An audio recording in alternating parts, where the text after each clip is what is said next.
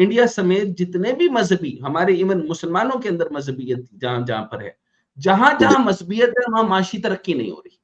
अच्छा, अब मैं मजहबियत जो कह रहा हूं ये सख्त जुमला है, मुमकिन है लोग मेरे पे फतवे लगा दे, लेकिन मैं आपको कह रहा हूं कि जहां जहां मजहबियत, ईरान में आपको बता रहा हूं, सारी दुनिया ने, मुस्लिम दुनिया ने बताया कि ये ईरान इंकलाब लेकर आएगा। ईरान के अंदर सारे एथियस्ट भरे हुए, ये ऊपर सिर्फ और सिर्फ जुब्बा पहना हुआ है, अंदर से सारे एथियस्ट है और कोई जंग नहीं करना चाहता। और मैं आपको बताऊं 2025 के बाद ईरान जो है वो टेक्नोलॉजी के अंदर ताकत पकड़ेगा और चीन की तर्ज पर चलेगा और अपने मजहबी रहनुमाओं को उठाकर फेंक देगा। एक अच्छा, अब गजा शाम के साथ मैं शुरू करता हूं। इस वक्त दुनिया में या तो यूरोप अमेरिका कैंप का हिस्सा बन सकती है। अब यूरोप की हालत नहीं है और अमेरिका डिटोरिएटिंग है। अब कैंप मुझे आपने बताना है, लेकिन आखिरकार ताकत तो है ना, बेशक डिक्लाइनिंग ताकत है लेकिन ताकत तो है। या फिर रूस और चीन का कैंप है। आप मुझे ये बताइए कि दो कैंप्स मैंने डॉक्टर आयमा आपको और डॉक्टर हसन जफर आपको बताए हैं, दो कैंप्स है, यूरोप है और अमेरिका है, दूसरा रूस है और चीन है। आप दोनों ताकते हो, कोई मुल्क हो, यानी XYZ, आप दोनों भी मुल्क हैं, आप किस कैंप में आना चाहेंगे? अमेरिकन कैंप में आना चाहेंगे या रूस कैंप में आना चाहेंगे? लेकिन ऑस्ट्रेलिया भी है ईयू के साथ, यूके, ऑस्ट्रेलिया के अंदर इंपीरियल पावर नहीं है। ये दो ब्रिटानिया के दो डाकू थे, यानी एक डाकू अमेरिका, एक डाकू ऑस्ट्रेलिया।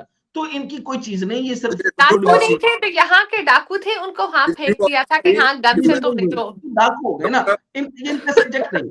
तो मैं कैंप आपके सामने बताएं, आप मुझे बताएं यूरोप और अमेरिका या फिर रूस या चाइना। आपके सामने दो कैंप है, मैं आगे बढ़ाता हूँ। इस सिनेरियो के अंदर I would want to remain in the American camp. Yes, क्योंकि आप अक्लमंद है, आप अक्लमंद है। वजह क्योंकि आप पाकिस्तान है और आप पाकिस्तान 500 साल पुराने हैं। आप अभी तक सिर्फ आप तोरियां, सब्जियां, घी और जो है ना मुर्गियां शुर्गियां बेचने उनको, और टेक्सटाइल वगैरह, क्योंकि आपका रोबोस्ट टेक्नोलॉजी से काम आपने नहीं किया। नहीं सर, सुनते जाइए ना, आप पाकिस्तान है ना। नहीं, मैं आपको बताती हूँ। नहीं, मैं आपको बताती हूँ। नो, डॉक्टर हसनैन, मैंने आपको पहले भी आपको मेंशन किया है, चाइना इतना पागल नहीं है कि एक लाइबिलिटी अपने सर पर उठा ले। वो बड़ी मेहनत का दफा का स्कॉम है, ठीक है ना। पाकिस्तान को वो चाइना रशिया के कैंप में अगर हम जाएंगे ना, तो वो जो बिल्कुल नीचे दर्जे के जो पाकिस्तान को मांग रहे हैं वो हमें हाँ, वो जिस हिसाब से पाकिस्तान में, जिस हिसाब से पाकिस्तान, खुदा ना खास्ता 6 महीने और रह गए तो चाइना को मजबूरी हो जाएगी गवादर को सेव करने के लिए खुद तशरीफ लाना। एग्जैक्टली, तो यही होगा। तो अगर चाइना पाकिस्तान को लेगा तो इट विल टेक ओवर, जिस तरह मैंने पहले भी प्रोग्राम में कहा है, जिस तरह मकाओ और ताइवान के साथ अभी भी ये प्रॉब्लम्स चल रहे हैं, और हांगकांग को किस तरह अभी भी, क्योंकि वो कॉमनवेल्थ के अंडर था, क्वीन के अंडर था, नहीं तो हांगकांग का भी वही बुरा हाल होना था। 2 लैंग्वेजेस वहां की अलग अलग ना होती, तो पाकिस्तान को वो टेक ओवर करेंगे। इतनी वो अपनी इन्वेस्टमेंट डूबने नहीं देंगे, उन्होंने अपने नाम कर लेना है in the next 100 years Pakistan, जिस तरह पाकिस्तान चल रहा है। मैं अब इतनी पक्की बात मैं बताना नहीं चाह रहा, हमारी थोड़ी सॉवरेनिटी है, हम रखेंगे। और अभी मुझे, क्योंकि इसमें थोड़ा सा एक आगे चल के मैं कुछ बताऊंगा। अच्छा, अब सर अमेरिका इसराइल के साथ मिलकर ईरान, गजा, लबनान, शाम, फलस्तीन में अपना असर रसूख बढ़ा रहा है। अमेरिका, मैंने आपको कहा, एक मजहबी रियासत के तौर पर स्टैब्लिश हो चुका है, और ट्रंप जो है वो अपनी मजहबियत यानी चर्च की जहनियत को लेकर चल रहा है, जिसके अंदर उसका सब्जेक्ट वो वाला है जो कि गंदे मौलवियों का होता है, यानी LGBT हो गया, ये जना क्यों हो रहा है, ये जना की वजह से जो बच्चे पैदा हो रहे हैं ये क्यों हो रहे हैं, और ऐसी, यानी वो थर्ड क्लास बातों की तरफ है। उसका सब्जेक्ट मईशत अगर हुआ भी तो मईशत के अंदर उसके साथ एक और मेंटल आ चुका है, वो है एलोन मस्क। एलोन मस्क को अंदाजा ही नहीं है कि चाइना के पास कितने वेरिएंट्स हैं और स्पेस पे उसका क्या काम हो चुका है। वो उससे बहुत आगे की सोचता है। पागल होने से खाली काम नहीं होता। उसके अमेरिका के पास सवाई टेस्ला की दूसरी कोई इलेक्ट्रॉनिक कार आपने सुनी है? मुझे बता दीजिए। लेकिन चाइना की भी जो ईवीज है वो सारी सिर्फ और सिर्फ खड़ी जाया हो रही है उनकी बैटरीज, और उनको मैंने आपको इतनी गाड़ियां बना दी है। नहीं, चाइना ने इतनी ईवीज बना दी जिसकी कोई डिमांड नहीं है। ईयू ने एम्बार्गो लगाया हुआ है चाइनीज ईवीज, वो बना तो रहे नहीं, इकोनॉमिक बात है। अगर वो बना भी रहे, डिमांड कहाँ पे है? डिमांड कहाँ पे है? एक होता है पॉलिटिकल करेक्ट करना, मैं आपको जरा इकोनॉमिकली करेक्ट कर लूं। आप जरा जाके इंग्लैंड में डेटा निकाल लीजिए, इस वक्त ईवी कार्स की कितनी डिमांड है, जिसके ऊपर अमेरिका ने प्रेशर दे रखा है कि आपने वो कार्स नहीं लेनी। इंग्लैंड फिर भी मंगवा रहा है। नहीं और नहीं, इस मैं वक्त आपको सबसे मैं ज्यादा आपको बताती डिमांड हूँ कि मैं आपको BYD बताती की हूँ नहीं नहीं मैं आपको बताती हूँ मेसी नहीं, शो आप मुझे स्टैट्स यहाँ देकर पे बताइए। स्पेशल ओके, रिस्ट्रिक्शन है कि चाइना की ईवी इंपोर्ट नहीं हो सकती। तो ये इसको बदमाशी कहते हैं ना इसको तो, लेकिन टेक्नोलॉजी के अंदर कमी तो नहीं है ना। तो नहीं है तो अगर डिमांड ही नहीं होगी, आप कुछ बना लें, डिमांड ही डिमांड नहीं है तो है आप क्या नहीं करेंगे? तो इंग्लैंड में गाड़ियां BYD आ रही हैं, ऑर्डर हो चुकी हैं, आप जाके देखिए। वो सिर्फ और सिर्फ ये देख BYD रहे हैं। है हाँ, लेकिन जी देयर जी, आपको स्पेशल मालूम इंपोर्ट पड़ा टैक्स है, देयर स्पेशल जी। टैक्स, अच्छा, और यहाँ पे मैस इंपोर्ट नहीं हो सकती। कि आपने टैक्स लगा के तो उनकी मैडम दरामद मुझे सिर्फ रोकेगी। ये बताइए कि इस वक्त जी। सबसे ज्यादा फॉरेन डायरेक्ट इन्वेस्टमेंट चाइना में आ रही है या अमेरिका में? ऑफ कोर्स चाइना में, कितना?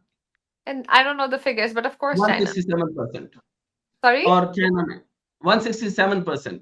या अब मुझे ये बताइए कि अमेरिका में कितनी है? 41%। 41%। अच्छा, तो आप देखें जो ग्लोबल ऑटोमोटिव मार्केट, मैं इस तरफ आना नहीं चाहता था, मैं जरा अभी आर्मी मंत्रालय पे जाना चाहता था, लेकिन आखिरी जुमला सर, मैं सिर्फ बताता चलूं। जितने मर्जी एम्बार्गोज लगा लें, यूरोप मर रहा है, they are dying to have their electronic cars China की। चाइना तैयार है, चाइना 15% में भी देगा, वो 35% बढ़ा दे तब भी दे देगा, कोई प्रॉब्लम नहीं, चाइना को कोई इशू नहीं है। सुने, तो इस के अंदर इंडिया कहां पे ग्लोबल डिमांड बताने लगा हूं। डॉक्टर आयमा ने कहा कि डिमांड नहीं है, मैं आपको बता रहा हूं डिमांड है।